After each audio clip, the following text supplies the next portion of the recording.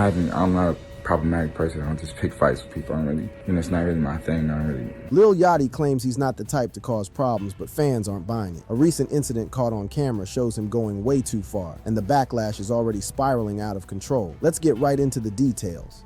When keeping it real goes wrong, from words to fists.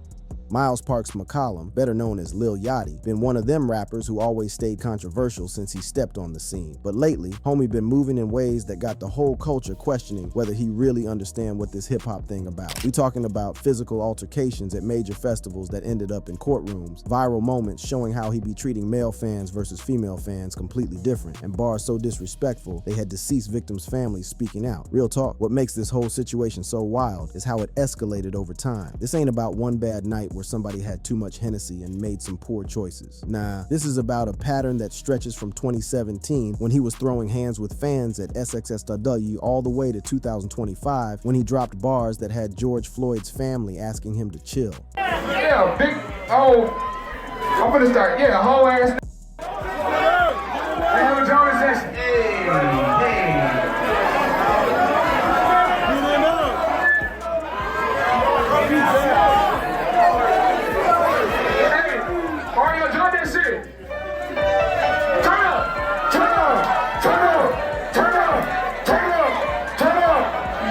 Stay up out the streets if you can't take the heat. You need to stay up out the streets if you can't take the heat. Cause it get cold like Minnesota, yeah. Cold like Minnesota, yeah. Cold like Minnesota. cold like Minnesota. You need to stay up out the streets if you can't take the heat. You need to stay up out the streets if you can't take the heat.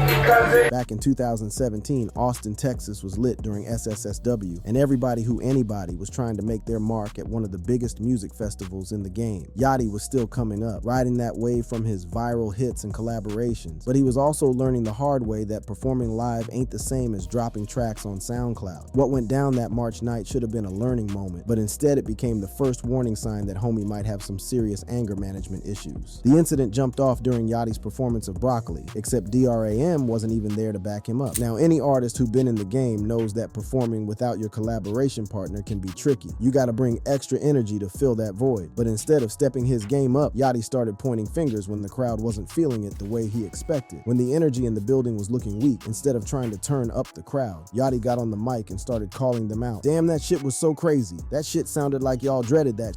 Now that's some rookie mistake type energy right there. Any veteran performer will tell you, you never blame your audience for not feeling. You're set. That's on you to bring that fire and get them hype. But young Yachty wasn't trying to hear none of that wisdom. The crowd, being from Texas, where they don't play about disrespect, wasn't having it. Some fan in the crowd checked him right back. You got no energy.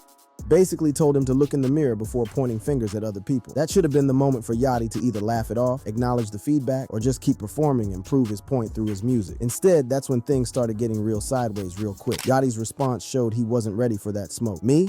What the fuck you want me to do? Now he's sounding all defensive and emotional, which in the streets means you already lost. But what happened next crossed every line between performer and audience that should never be crossed. What you want me to do?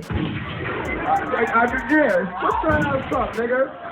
Shut your ass up, nigga. His crew started throwing water bottles at the fan who had spoken up. Hold up, water bottles? At a paying customer? That ain't gangster. That's just straight up unprofessional. The moment you start throwing objects at your audience, you done violated the most basic rule of performance. The stage is sacred, and you don't use it to attack people who paid to see you.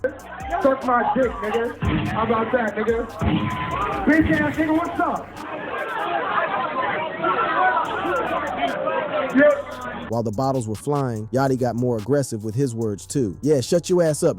Suck my dick, how about that? His whole crew looked like they was about to jump off that stage and really put hands on fans. The tension was so thick you could cut it with a knife, and everybody in that building knew this situation was about to get real ugly real fast. But here's the thing that gives us a little hope about who Yachty was back then. He eventually apologized to the crowd and finished his set. That shows that deep down, he knew he had stepped out of line and needed to make it right with his people. At that point in his career, he still had enough sense to recognize when he was bugging and course correct. Unfortunately, as we about to see, see that self-awareness wasn't gonna last. If SSSW was the warning shot, what happened at Rolling Loud Los Angeles on December 15th, 2019 was the full clip being empty. This wasn't just some heated words during a performance. This was straight up assault and battery that ended up with lawyers, lawsuits, and serious legal consequences. This is where we saw Yachty's transformation from an artist with anger issues to somebody who was willing to put hands on innocent people. The situation started after Yachty's performance when he and his crew were trying to leave the festival. Now, anybody who been to Rolling Loud knows that place be packed tighter than a sardine can, especially near the exits. People be bumping into each other left and right. That's just part of the festival experience. What should have been a simple, my bad bro moment, instead turned into some real street violence. The victim, a cat named Jimmy Quivak, was just trying to navigate through the crowd when he accidentally bumped into somebody from Yachty's crew. According to Quivak's side of the story, this was just normal festival movement. You know how it is when thousands of people trying to move through tight spaces. But Yachty's crew immediately got aggressive about the contact, demanding respect and apologies for what was basically an accident. Now, Yachty tells a different story. According to his version, Quivak pushed him deliberately and was being loud and disrespectful, refusing to show basic courtesy when trying to get through the crowd. The conflict between these two versions shows how quickly things can escalate when everybody interpreting the same situation differently, especially when egos and attitudes get involved. But regardless of who started what or said what happened next was captured on camera for the whole world to see. The footage shows Yachty in that puffy orange jacket from his performance and his whole crew forming a circle around this one dude like they about to jump it. The body language was clear. This wasn't about to be no conversation. This was about to be some violence. Then came the moment that changed everything. The video shows Yachty throwing what the lawsuit calls a sucker punch right to Quivak's head. Now in the hood, we got all kinds of ways to handle disrespect, but sucker punching somebody ain't never been considered honorable. A real one would either walk away, or if it's really that serious, at least give the person a chance to defend themselves. But that punch was just the beginning of this nightmare. When Quivak tried to get away from the situation, Yachty's whole crew chased him down, tackled him to the ground, and started stomping and kicking him while he was defenseless. The video shows Yachty himself joining in on the group beatdown,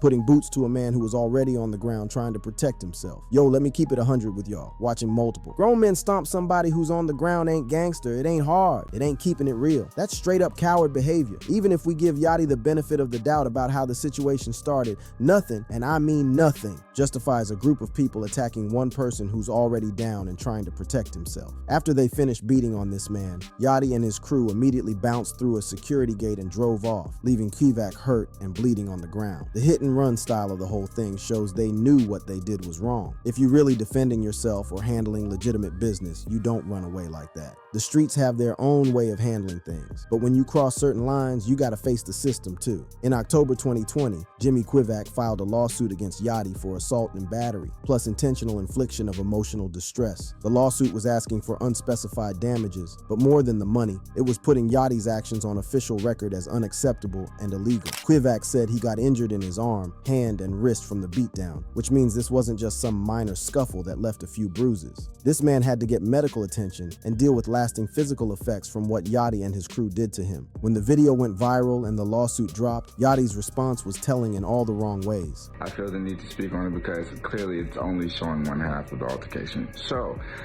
basically last night as I was leaving out the festival, a guy walked in the middle of my group of people and pushed me, you know, like not tapped me, like pushed me out the way, you know, screaming and all type of stuff, you know what I'm saying, like being very disrespectful. And so we said something like, you need to say excuse me. The next day he posted an Instagram video that he later deleted, trying to defend his actions, claiming the footage didn't show what happened before Quivak allegedly pushed him and acted aggressive. I'm not a problematic person. I don't just pick fights with people.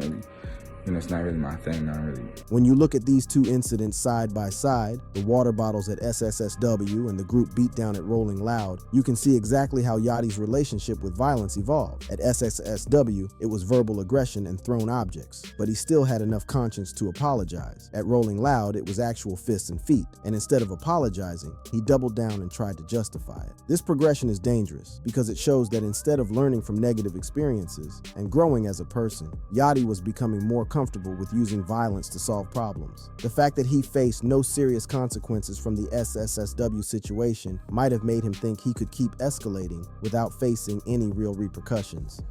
When your treatment ain't equal, In the hood, we got a saying, keep the same energy with everybody. That means you don't switch up how you treat people based on what you think you can get from them. Real recognizes real, and fake gets exposed eventually. But sometimes cats get so caught up in their own hype that they start treating people differently based on what's between their legs instead of what's in their heart. That's exactly what happened when the internet caught Lil Yachty slipping with how he'd been treating his male versus female fans, and the footage was so damning it had the whole culture talking. You know how social media works. Sometimes the most innocent-looking video can expose the deepest character flaws. The clip that started this whole conversation surfaced around August 31st to September 1st, 2025, showing Yachty at what looked like a regular meet and greet or fan event. At first glance, it might have seemed like typical celebrity fan interaction content, but when people really started watching and analyzing what was happening, they saw something that had them shaking their heads. Meet and greets are supposed to be sacred in the culture. These are the moments when the people who really support you, who stream your music, buy your merchandise, come to your shows, get a chance to have a personal moment with their favorite artist. But what this video showed wasn't mutual respect and appreciation. Instead, it documented some straight-up discriminatory behavior that had people questioning Yachty's character and professionalism. The footage clearly showed Yachty giving female fans the full royal treatment, tight hugs, big smiles, whispering sweet nothings in their ears, and taking his time with prolonged, intimate contact. The energy he brought to these interactions was warm, personal, and exactly what any fan would hope for when meeting their idol. But when it came to his male fans, the very same people who've been supporting his career, buying his albums, and showing up to his concerts, Yachty's energy was completely different. We talking about quick, awkward daps, barely there handshakes, neutral or straight up annoyed facial expressions, and literally telling dudes to keep it pushing. The contrast was so stark, it looked like he was treating male fans like they were bothering him just by existing. The comments section was a mixture of roasting, disappointment, and genuine confusion about what they were witnessing. People were calling the behavior weak and corny, with reactions like "the double standard got me weak," and observations that Yachty was sweet with female fans but looking like he ready to scrap with the guys. But the real hurt came from fans who pointed out the fundamental unfairness of what they were seeing. Comments like "male fans are part of the reason you're here too," and questions about whether this was charm, preference, just how he rolls, showed that people understood this wasn't just about different interaction styles. This was about basic respect and recognition that a fan base includes all types of people who deserve equal treatment. This incident didn't happen in a vacuum. It came on top of other concerning behaviors and statements from Yachty about women and relationships. Earlier in 2025, he'd been called out by former artist Caribou about his treatment of women in general, including accusations about being a deadbeat dad. That created additional context for people who were already questioning his attitudes toward women. His public statements about relationships, including 2024 interviews where he talked about not wanting to date broke women, also contributed to perceptions that he might view women primarily through the lens of what they could do for him, rather than as individuals deserving equal respect. Having dating preferences is normal, but the way he publicly discussed these preferences, combined with the fan treatment footage, painted a picture of someone with some seriously warped views about women. The contrast is especially striking when you remember that Yachty had taken positive stances on social issues in the past, like his 2020 advocacy against homophobia and inclusive imagery in media appearances. This showed he was capable of being progressive on some issues, which made his discriminatory treatment of fans even more disappointing and confusing. When bars cross every line. The moment that would define Yachty's complete moral breakdown happened during what should have been routine promotional content. On August 14th, 2025, during a live stream on Twitch with streamer Plaqueboy Max Julian, Yachty was in the booth previewing unreleased music. This was supposed to be the kind of behind-the-scenes content that artists share to build hype for new releases. The setting was casual, the type of authentic moment that fans love to see. But what came out of that booth would overshadow any positive buzz about the music and instead expose Yachty as someone who had completely lost touch with basic human decency. The lyric was delivered while Yachty and his crew were laughing and having a good time, which made the whole situation even more disturbing. The fact that everyone in the room found it funny showed this wasn't just one person making a terrible mistake. This was a group of people who all thought it was acceptable to mock one of the most tragic and significant deaths in modern American history. The specific bar that came out of Yachty's mouth was, "Put my knee up on her neck. I went George Floyd." A line so disrespectful and tone-deaf that it's hard to believe someone actually thought it was okay to say, let alone record and share publicly. This wasn't just poor judgment, this was a complete moral failure on multiple levels. First, let's keep it 100 about what George Floyd's death represented to the culture and the country. George Floyd was murdered in Minneapolis on May 25, 2020, when police officer Derek Chauvin knelt on his neck for over 9 minutes during an arrest. That murder was captured on video and watched by millions of people around the world, sparking the largest civil rights protests in American history and renewed conversations about racial justice that are still happening today. Second, Yachty's bar took this tragic death and recontextualized it within a sexual scenario, turning Floyd's final moments into braggadocious rap content about intimate encounters. This represented not just bad taste, but a fundamental lack of empathy for Floyd's memory, his family who are still grieving, and the broader community that continues to fight for justice in his name. But what's really telling is how the hip-hop community itself reacted when this controversy was discussed on various platforms. On a recent No Jumper podcast episode, the hosts and guests had a heated debate about whether Yachty's lyric was acceptable, and their responses revealed deep divisions within the culture about where the line should be drawn. What? For a living. Some people troll for a living. Not now. Let's get your ass in here. We live. Bring the buzz balls. Sorry. Yeah. But you're right about that. Some people are. Yeah. I swear. They wake up early doing that shit. Ganging them, no lanes with them, man. Went knee up on my neck and killed the bitch. I went George Floyd. He might kill the bitch. He said he fucking her so hard he got his knee up on his neck. But what I'm saying, like, Let's say he did say that. but what I'm saying, if he would, like, he was just saying, What like, kind of sex is that? Knee on the neck? I mean, I feel like, okay, he could have That's said, dark. put my knee up, I went Kaepernick. He could have went, He he coulda could have went said, so I many got- names, he but he coulda said said, the I name gotta- that was, like, It wasn't. most relatable to the I'll knee. make a kneel to me But like I feel like This exchange shows how some people tried to rationalize the lyric by suggesting alternative references Yachty could have used, missing the point entirely that using any tragic death for sexual braggadocio is fundamentally wrong. One of the most powerful responses came from Steven Jackson, the former NBA player who had been close friends with George Floyd and became one of the leading voices calling for justice after his death. Jackson posted a video calling Yachty whack and criticizing the current era of rap for demeaning the dead. His response was both personal and passionate, reflecting the genuine pain that Floyd's death continued to cause for those who knew and loved him. Jackson's words hit hard. Lil Yachty, bro, you been whack my num way, yeah. But you think using his name in a bar, that's gonna make people like your whack-ass music? That's some weak-ass.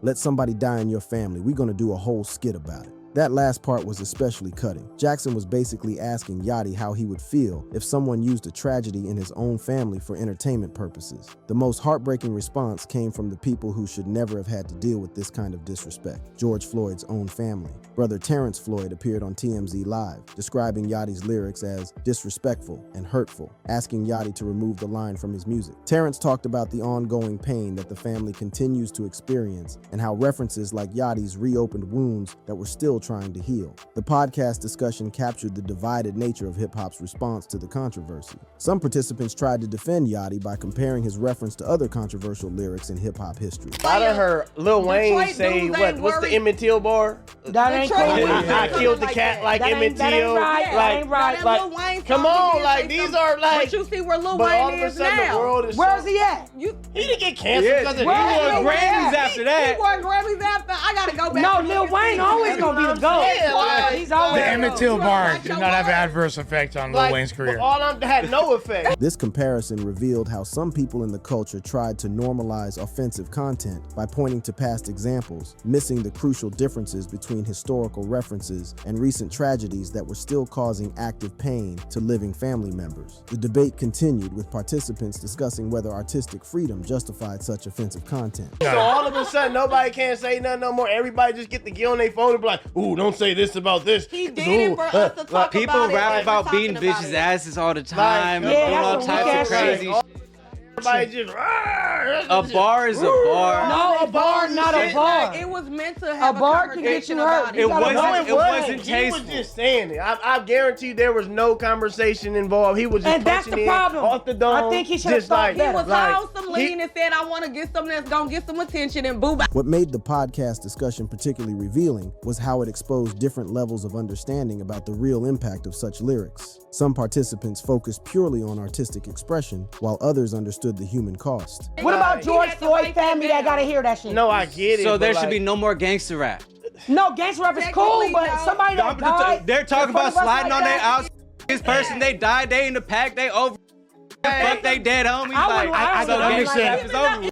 Nah, they had that one. when it come on, like, fuck Hell that. yeah. I love that It be the movie. beat. It be the beat. Like, Even on the dead homies is kind of real disrespectful. And I'm smoking whatever pack. Now, Yeah, if they smoking family on- come yeah. to you with the But- smoke, you're gonna have to be able to no, take it on. no, but I get Now, that, if but George You Floyd cannot. You gotta come to watch what you him, say. All right, so look, I know y'all think it's just hip hop, but This part of the discussion highlighted how Floyd's death was different from typical rap references because it involved a victim of injustice rather than someone involved in street conflicts. The conversation then moved to a crucial point about the collective trauma experienced by the black community. y'all forgot the feeling that we all felt as black people watching that. We didn't like. Everybody was upset about it. It hurt a lot of people. Now that years have passed, it's a joke now. It's never I a done joke. seen this Not shit to his happening family. in the hood I a think lot. people- Like to me personally, I feel like the community went way left with it though. So Oh, and what only part? What you because mean? he was Like, because here, he Nick, was- not trying to build the like.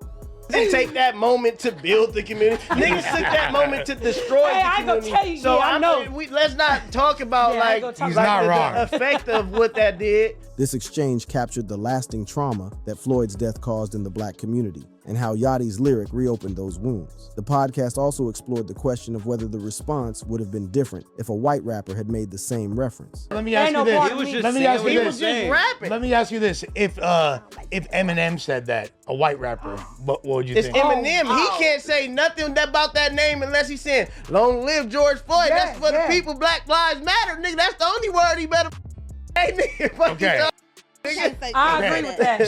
So it's different though, but this is coming from a black guy. Right. You know what I'm saying? Right. Obviously not the most political rapper or anything like that. No, but he's smart. He come from an educated he's definitely an family. intelligent dude. This highlighted how race and context matter in hip hop, but also how being black doesn't give someone a free pass to mock victims of racial injustice. When the backlash reached a fever pitch, Yachty's response was notably limited and completely inadequate to the severity of what he had done. While he did privately apologize to Stephen Jackson, leading to what Jackson described as making amends, there was no broader public apology or acknowledgement of the hurt he had caused to Floyd's family and the larger community. The podcast discussion touched on Yachty's response. When did he apologize? He apologized to Bring up the apology. He felt 'cause the I think you're pressure. lying. No, Steven Jackson called him out, and then he apologized. I Yeah. would have. Why did he Is there a apologize? link for Look, it? Can he we didn't mean see it. what happened? Listen, I would apologize too, cause it's like, all right, damn, y'all really tripping off the Right, bar it that I was said. a bar. Like, It wasn't like, even- I didn't I even wasn't mean even that. tripping like that. Like, that's what I'm saying. Like, I would apologize too. Like, damn, y'all tripped. Like, damn, I thought I was born. Like, all right, like, long live. Like, you get what I'm saying? Like, It's a bit edgy. This revealed how some people viewed the apology not as genuine remorse but as damage control when the backlash became too intense. The controversy and subsequent discussion revealed fundamental questions about boundaries in hip hop. The podcast participants debated whether certain topics should be off limits. if a said in a battle rap, nigga, like, Yeah, it'd been lit. It would've been lit. George Floyd. No, you know what? Oh, shit, nigga, You're we not cooking. lying. Like, You're not. oh. He not lying. In a battle rap. Can I What's the ask why? difference? What's What's the why? difference? Why? Because that's true.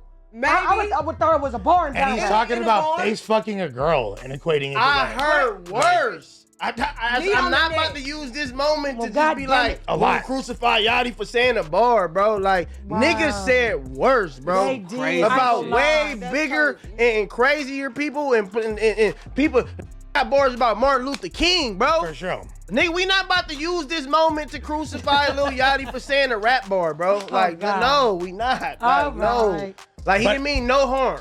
This exchange showed how some in the hip-hop community viewed the controversy as overblown, while others recognized that context matters and that battle rap has different standards than recorded music. What made Yachty's reference especially problematic was the cultural context in which it occurred. The comparison to Lil Wayne's Emmett Till reference was relevant, as both involved rappers using the deaths of black men killed by racial violence as metaphors for sexual situations. But there were important differences that made Yachty's reference even more offensive. Till's murder occurred in 1955, making it a historical tragedy that, while still painful, was more removed from contemporary experience. Floyd's death happened in 2020, making it fresh in people's memories and directly connected to ongoing political and social movements. The wound was still raw, the legal proceedings had just concluded, and the broader conversations about police reform that Floyd's death had sparked were still actively taking place. Additionally, Floyd's death had been captured on video and widely viewed, making the specific details of his killing, including the knee on the neck that Yachty referenced, visceral culturally familiar to millions of people. This made the lyric not just abstractly offensive, but specifically traumatic for people who had witnessed the footage of Floyd's final moments. Thank you for watching. If you enjoyed watching this video, click on one of the boxes playing on your screen to watch more similar content.